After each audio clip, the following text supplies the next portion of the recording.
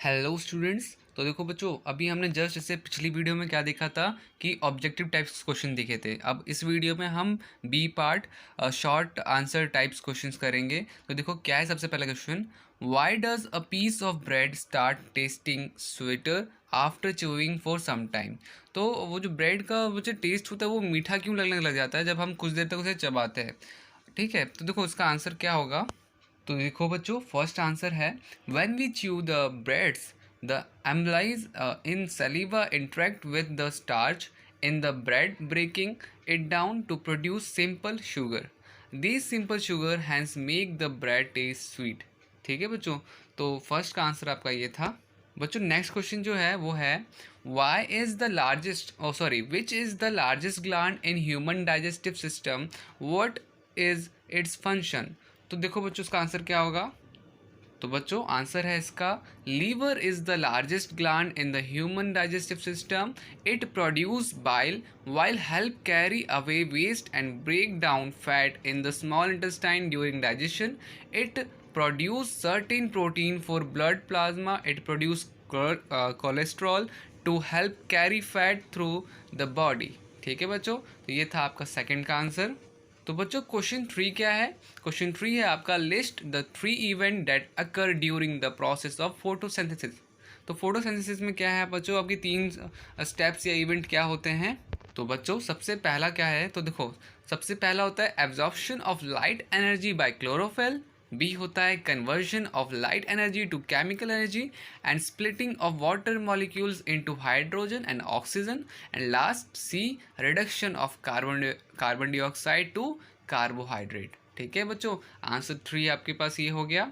अब आते हैं क्वेश्चन 4 पे। तो बच्चों क्वेश्चन नंबर 4 है state the function of wheelie. Wheelie क्या होता है बच्चों, तो आते हैं आंसर्स पे। तो देखो बच्चों आंसर 4 जो होगा आपका the villi are present in the small intestine. कहाँ पे होता है, स्मॉल इंटेस्टाइन के अंदर होता है। They help in increasing the surface area for food absorption and adding digestive secretions. तो बेसिकली वो हेल्प करता है बच्चों फूड अच्छे से डाइजेस्ट करने के लिए, सरफेस एरिया को बढ़ाता है। तो आते हैं बच्चे क्वेश्चन नंबर 5 में क्या है क्वेश्चन नंबर 5। तो बच्चों 5th लिखा हुआ है stomata of desert plants remain close during the day, explain how and when they take up CO2 मतलब कि carbon dioxide to perform photosynthesis. तो बच्चों इसका आंसर होगा आपका, तो बच्चों इसका आंसर जो होगा बच्चों answer 5 Stomata remains closed during the day time to prevent the loss of water by transpiration. They take and store the CO2 in their cells at night and carry on with photosynthesis during the daytime। ठीक है बच्चों, तो ये था आपका answer 5। तो बच्चों देखो क्वेश्चन नंबर 6 जो है लिखा हुआ है complete the following chart as per the given instruction. तो gastric gland present in wall of stomach. बच्चों स्टमक के अंदर कौन से 3 गैस्ट्रिक ग्लैंड्स थे, तो एक होता है आपका HCl। ठीक है, एक क्या होता है आपका HCl, दूसरा क्या होता है बच्चों म्यूकस। क्या होता है म्यूकस, और आपका ये पेप्सिन। ठीक है पेप्सिन। तो बच्चे इसमें नहीं समझ में आ रहा तो मैं आपको बता देता हूँ आपको लिखना है कैसे आंसर। तो आंसर पे आते हैं। तो बच्चों देखो आंसर 6 का क्या लिखना था, पहले तो आपने 3 फंक्शंस लिख दिए, HCl हो गया, म्यूकस हो गया, पेप्सिन हो गया। अब इनके फंक्शंस क्या है, मतलब कि HCl करता क्या है, तो लिखना है आपको HCl makes the environment acidic which is helpful for activation of pepsin. Second kills the germs in the food in stomach. ठीक है, और अब आते हैं म्यूकस। म्यूकस क्या होता है बच्चों, protect the inner lining of the stomach from HCl। ठीक है, तो वो HCl से प्रोटेक्ट करता है। और पेप्सिन क्या होता है बच्चों, helps in digestion of protein. तो बच्चों ये 3 हो गए आपके आंसर 6 के तीनों आपके फंक्शंस हो गए, और उसके हमने क्या क्या वर्क होते हैं वो भी हमने लिख लिए। ठीक है, तो बच्चों अब इसके बाद आता है what is mean by double circulation in human beings. एक क्वेश्चन ये होता है, और 8 क्वेश्चन है differentiate between arteries and veins. 9 question है how does transpiration helps in upward transfer of substance. And 10th जो लास्ट है हमारा, explain the process of formation of urine. बच्चों सारे क्वेश्चन आप स्क्रीनशॉट ले लेना, मैं एक साथ इन चारों का आंसर्स बता देता हूँ आपको, ठीक है। तो बच्चों आंसर 7 जो होगा, the oxygenate blood from the lungs return to the heart which is pumped again into different part of the body by the heart, thus the blood passes twice through the heart making one complete round through the body, this is called double circulation। ठीक है, answer 7 बच्चों आपको ये लिखना है। 8 क्या था बच्चों, आर्टरीज एंड वेन्स के बारे में डिफरेंशिएट करना था। तो फर्स्ट क्या होगा, आर्टरीज क्या होती है बच्चों, थिक वॉल होती है, वेन्स क्या होता है, थीन वॉल होता है।